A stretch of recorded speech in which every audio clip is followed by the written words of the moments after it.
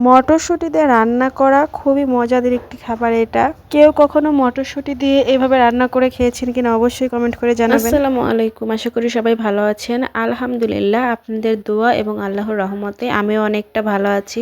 আজকে আপনাদের সাথে শেয়ার করব মটরশুঁটির ভুনা রেসিপি। কেউ কখনো খেয়েছেন কিনা আসলে জানি না, তবে আমাদের বাড়িতে কিন্তু প্রত্যেকবার এই মটরশুঁটির সিজনে এই ভুনাটা করাই হয়। খুবই মজাদার একটি রেসিপি। যদি কেউ খেয়ে থাকেন তো তারা স্কিপ করতে পারেন, আর যদি কেউ না খেয়ে থাকেন তারা কিন্তু এই রেসিপিটা একবার দেখলে বাড়িতে তৈরি করতে পারবেন। খুবই সহজ, আর এটা কিন্তু অনেক কিছুর সাথেই খাওয়া যায়।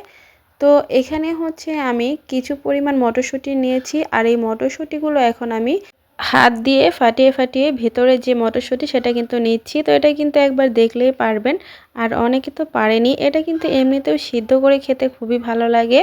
মটরশুঁটির এই সিজনে কিন্তু মটরশুঁটির বিভিন্ন ধরনের রেসিপি করা হয়, আর মটরশুঁটির প্রায় প্রত্যেকটা রেসিপি আমার কাছে খুবই ভালো লাগে। তো এখানে আমি হচ্ছে সবগুলো মটরশুঁটি আপনাদের সাথে কথা বলতে বলতে ফেরে ভেতর থেকে বের করে নিয়েছি। তো মটরশুঁটিগুলো এখানে নেওয়া হয়েছে, অনেকগুলো একটু বড় মানে বাতি হয়ে গেছিলো, আবার অনেকগুলো একটু ছোট আছে। তো সবগুলো এখানে আমি নিয়ে নিয়েছি। আর এখন আমি প্রথমে এখানে চুলায় একটা কড়াই বসিয়ে দিয়েছি, পরিমাণ মতো কিছু পানি দিয়ে দিয়েছি।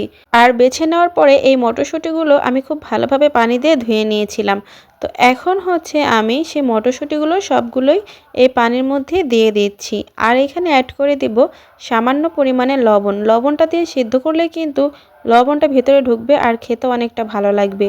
আর এবার আমি মটরশুঁটিগুলো সিদ্ধ হওয়ার জন্য ঢাকনাটা দিয়ে দিলাম। আর এদিক দিয়ে হচ্ছে আমি এখন এখানে পেঁয়াজ, কাঁচামরিচ, ধনেপাতা, টমেটো সব কিছু কেটে কুটে নিব। পেঁয়াজগুলো আমি গোল করে কেটে নিয়েছি। এই ভুনার মধ্যে হচ্ছে পেঁয়াজগুলো গোল করে কেটে দিলে খেতে ভালো লাগে। আর টমেটোটাকে আমি হচ্ছে ছোট কিউব করে কেটে নিচ্ছি। দেখলেই বুঝতে পারবেন কিভাবে কেটে নিচ্ছি।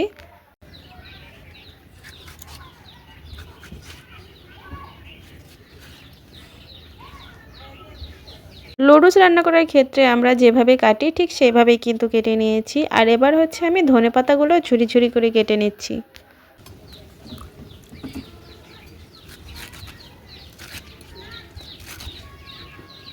আর কাঁচামরিচগুলো আমি গোল করে ঝুরি করে কেটে নিচ্ছি, যেভাবে আমরা লুডুসে দেই বা ভাজিতে দেই। ভিডিওটা দেখতে যারা এই পর্যন্ত চলে এসেছেন কিন্তু একটি লাইক দিতে ভুলে গেছেন, প্লিজ একটি লাইক দিয়ে দিবেন। সব কিছু কিন্তু একদম কেটে করে রেডি করে নিয়েছি। আর ওই দিক দিয়ে হয়তো এতক্ষণে সবগুলো সিমই সিদ্ধ হয়ে গেছে। তো অনেকে এটাকে ছোট সিমও বলে, তো আমরা হচ্ছে মটরশুঁটি বলি। তো মটরশুঁটিগুলো আমার এদিক দিয়ে কিন্তু প্রায় সিদ্ধ হয়ে গেছে মনে হয়। তো খুব একটা সময় লাগে না, জাস্ট 5 থেকে 7 মিনিটের মধ্যে কিন্তু সিদ্ধ হয়ে যায়। তো এখানে হচ্ছে মটরশুঁটিগুলো আমি একটু চেক করে নিলাম সিদ্ধ হয়েছে কিনা। এই যে সিদ্ধ হয়ে গেছে, একদমই খুব ভালোভাবে কিন্তু 90% সিদ্ধ হয়ে গেছে। সেদ্ধ করা মটরশুঁটিগুলো আমি এই জালের মধ্যে কিন্তু দিয়ে নিলাম, এতে করে পানিটা পড়ে যাবে আর মটরশুঁটিগুলো কিন্তু জালের মধ্যে থেকে যাবে। তো এখন হচ্ছে এটা আমি রেখে দেব যাতে করে এক্সট্রা পানিটা চলে যায়। আর এদিক দিয়ে হচ্ছে আমি চুলায় আবারও কড়াই বসিয়ে দিয়েছি, আর সাথে কিন্তু তেলও দিয়ে দিয়েছি একটু। তো এখন এই তেলের মধ্যে হচ্ছে আমি দিয়ে দিচ্ছি 3টা এলাচি, এবার দিব 3টা দারচিনি, মানে ছোট করে ভেঙে নিয়েছি অল্প, আর একটা তেজপাতা। এতটুকুই যথেষ্ট, যেহেতু অল্প পরিমাণে আমি এখানে মটরশুঁটি ভুনা করছি, তো বেশি হলে বেশি পরিমাণে দিতে হবে। তো এটার পরিমাণে আমি হচ্ছে 2-3টা করে দিয়ে নিয়েছি। আর এখানে হচ্ছে আমি পেঁয়াজ দিয়ে দিচ্ছি। পেঁয়াজগুলো কিন্তু একটু বেশি দিলে খেতে ভালো লাগবে। তো পেঁয়াজগুলো একটু মোটা করে কেটেছি, একদমই ভেজে লাল করব না, হালকা একটু ভাজবো, এত বেশি ভাজবো না। তো হালকা ভেজেই হচ্ছে আমি সব কিছু এখানে অ্যাড করে দেব। তো আমার পেঁয়াজটা হচ্ছে আমি এই যে হালকা ভেজে নিয়েছি, কিছুক্ষণ নেড়েচেড়ে 2-1 মিনিট নেড়েচেড়ে দিয়েছি, তাতেই কিন্তু খুব সুন্দর হয়ে গেছে নরম। আর এখানে দিয়ে দিলাম একটা টমেটো কুচি, আর হচ্ছে যে কাঁচামরিচগুলো আমি ঝুরি করে রেখেছিলাম। তো এখন হচ্ছে 2-3 মিনিট আমি নাড়াচাড়া দিয়ে নেব, এতে করে কিন্তু টমেটোটা গলে যাবে, যেহেতু পাকা টমেটো সময় একটা লাগবে না।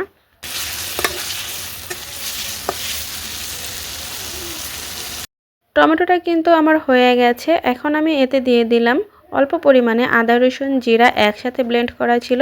তো আদাটা একটু হালকা ভেজে নিলাম যাতে করে কাঁচা ঘ্রাণটা না থাকে। এবার এখানে অ্যাড করে দিব হচ্ছে স্বাদ মতো লবণ। আমি যেহেতু আগে লবণ দিয়ে একটু সিদ্ধ করে নিয়েছি, তো অল্পই দিলাম। আর এখন দিয়ে দিচ্ছি অল্প পরিমাণে, খুবই অল্প পরিমাণে হলুদের গুঁড়ো, খুবই অল্প পরিমাণে মরিচের গুঁড়ো। এবার একটু এই মশলাটাকে আমি নাড়াচাড়া দিয়ে কষিয়ে নেব।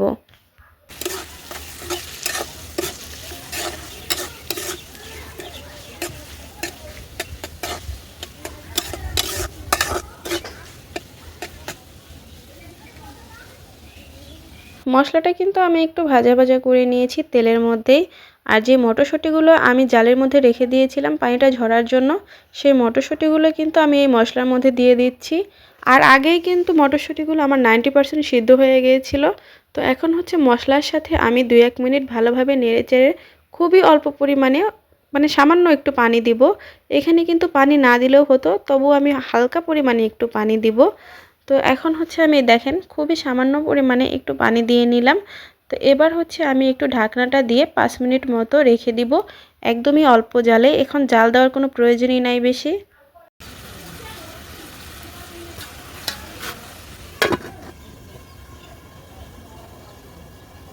ফিরে এলাম 5 মিনিট পর। তো 5 মিনিট পর দেখেন আমার রান্নাটা কিন্তু একদমই হয়ে গেছে। যেহেতু আগে থেকেই সিদ্ধ করা ছিল, খুব একটা বেশি কিন্তু সময় লাগে না। হাতে যদি মাত্র 10 মিনিট থাকে তাহলেই কিন্তু এই মজাদার রেসিপিটাও আপনারা তৈরি করে খেতে পারবেন। তো এটাই কিন্তু আমার রান্না শেষ। এখন আমি ধনেপাতা দিয়েই নামিয়ে নেব। আমার এই রান্নাটা আপনাদের কাছে কেমন লাগলো অবশ্যই সবাই কমেন্ট করে যাবেন। আর কালারটা কেমন হয়েছে সেটাও বলে যাবেন। মাশাআল্লাহ, খুব সুন্দর একটা কালার চলে আসছে। মানে অল্প মশলাতেই কিন্তু এই ভুনার কালারটা খুব ভালো লাগে। আর হচ্ছে গলেও গেছে, যে 10% বাকি ছিল। তো এখন হচ্ছে আমি ধনেপাতাটা দিয়ে দিচ্ছি। এই ভুনাটা, মটরশুঁটির যে ভুনা, এটা কিন্তু আপনারা পোলাও, খিচুড়ি, গরম ভাত, রুটি সব কিছুর সাথেই খেতে পারবেন। মানে গরম গরম যে কোনো কিছুর সাথেই আপনারা এটা পরিবেশন করতে পারবেন। কেউ যদি কখনো মটরশুঁটি ভুনার এই রেসিপিটা না তৈরি করে থাকেন, না খেয়ে থাকেন, অবশ্যই একবার হলেও এই রেসিপিটা ট্রাই করে দেখতে পারেন। মটরশুঁটির এই ভুনাটা আমরা বিকেলে বা সন্ধ্যায় হচ্ছে মুড়ি দিয়ে খাই। মুড়ি দিয়ে খেতে সব থেকে বেশি ভালো লাগে। এছাড়া কিন্তু গরম গরম পোলাও বা খিচুড়ির সাথেও এটা খাওয়া যায়। মানে গরম গরম খেলেই বেশি মজা আর বেশি ভালো লাগে। এদিক দিয়ে কিন্তু আপনাদের সাথে বকবক করতে করতে মটরশুঁটির ভুনাটা আমার হয়ে গেছে। তো এখন হচ্ছে আমি একটু পরিবেশন করে নিচ্ছি সুন্দর করে। তো পেঁয়াজ আর কাঁচামরিচ দিয়ে একটু সাজিয়ে নিচ্ছি। আপনাদের কার কার কাছে আমার এই রেসিপিটা কেমন লাগলো অবশ্যই সবাই কমেন্ট করে জানাবেন। ভিডিওটা দেখতে দেখতে যারা এই পর্যন্ত চলে এসেছেন তাদেরকে জানাই অসংখ্য ধন্যবাদ ধৈর্য সহকারে আমার এই ভিডিওটা দেখার জন্য। অনেকেই আছেন ভিডিও দেখেন কিন্তু লাইক বা কমেন্ট কোনো কিছুই করেন না। প্লিজ একটি লাইক করে কমেন্ট করে যাবেন। আর আমার এই ভিডিওটা যদি আপনাদের কাছে এতটুকু হলেও ভালো লেগে থাকে, কোনো উপকারে আসে, অবশ্যই লাইক, কমেন্ট, শেয়ার এবং সাবস্ক্রাইব করে আমার পাশেই থেকে যেতে পারেন। ভালো থাকবেন, সুস্থ থাকবেন সবাই। আজকে এই পর্যন্তই। খোদা হাফেজ।